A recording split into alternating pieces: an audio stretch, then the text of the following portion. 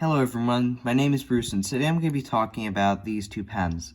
This is a 1903 Waterman's Ideal number 12, as you can see on the end.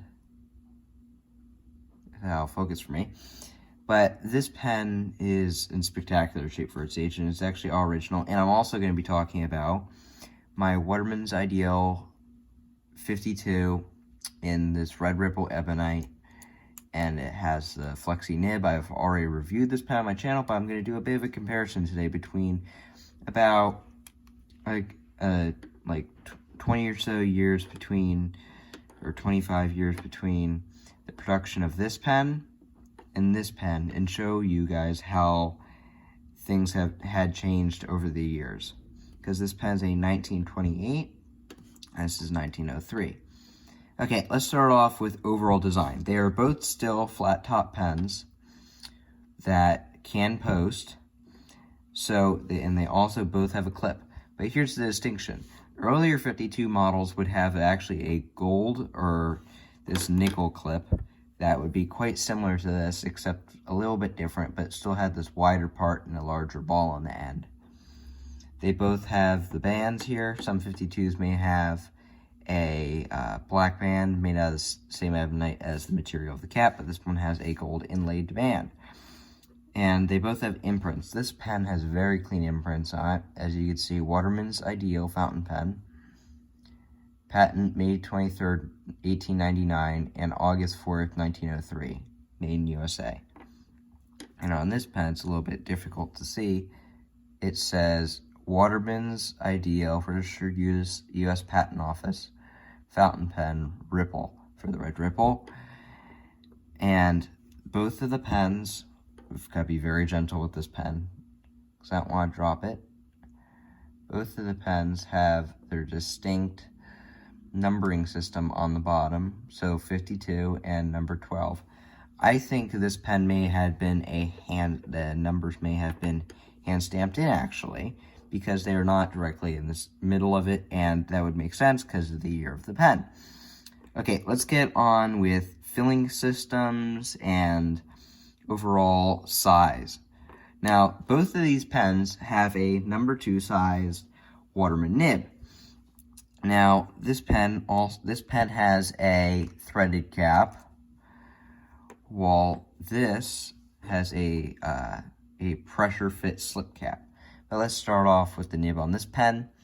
This pen has the same red ripple ebonite coming down into a quite thin grip section with this 14 karat gold nib, flexi nib actually, with this red ripple ebonite feed underneath.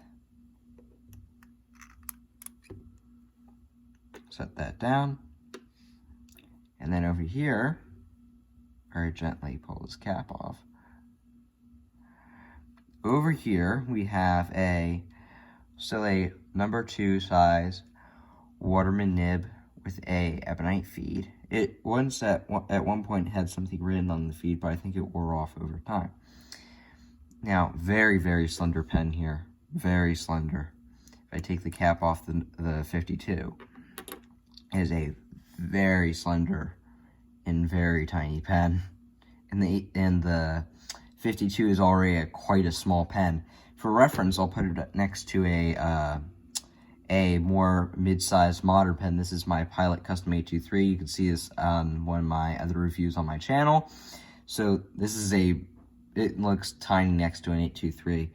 Now let me take the cap off my 823 just to show you. Yeah, it's a massive. 823 is a massive pen next to this. Let me put this 823 aside, this pen aside.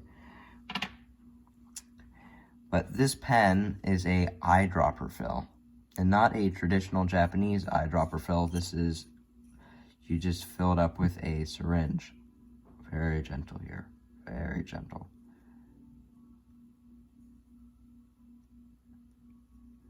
Don't want to put pressure on it. As you'd see, you just fill this pen up with ink. Yeah, you can see the bottom. I've never seen the bottom of that barrel before. Interesting.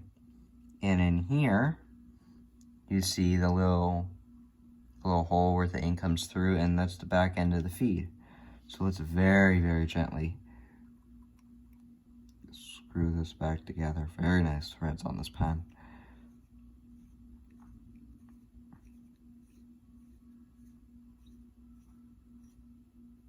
Get that in focus for you guys there. And very snugly close that up. And let's very gently slip the cap on. So that's the filling system in this Waterman's Ideal number 12.